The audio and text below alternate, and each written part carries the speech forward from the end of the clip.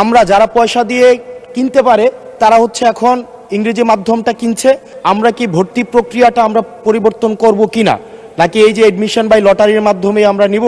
মাননীয় স্পিকার, আমরা যদি বর্তমান শিক্ষা ব্যবস্থা দেখি, আমাদের এন্ট্রান্স ইনস্টিটিউশনগুলোতে বিশেষ করে প্রাথমিক শিক্ষায় আমরা দেখছি যে ভর্তি প্রক্রিয়াতে আমাদের এখন দুইটা পদ্ধতি প্রচলিত ছিল। এডমিশন বাই মেরিট আগে প্রচলিত ছিল, এখন সেটা কনভার্ট হয়েছে এডমিশন বাই লটারির মাধ্যমে হচ্ছে এখানে বাচ্চাদেরকে ভর্তি করা হয়।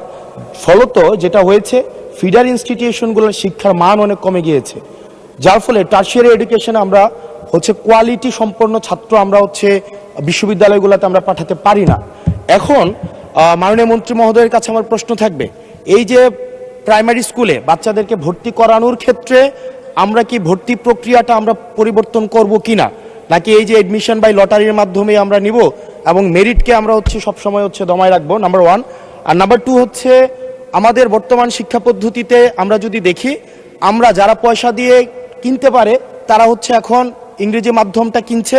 যারা পয়সা দিয়ে ইংরেজি মাধ্যম কিনতে পারে না তারাই কেবল আপনি যেই শিক্ষা পদ্ধতি আমাদের জন্য জনজীবনের জন্য আপনি চালু করেছেন সেটা আমরা কিনছি।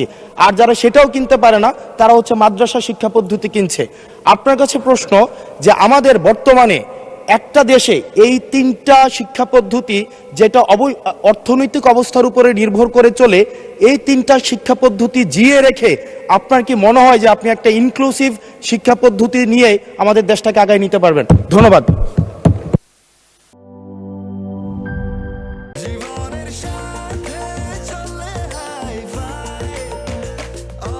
স্বাস্থ্যকর অল টাইম, সব সময় অল টাইম হেলদি লাইফ।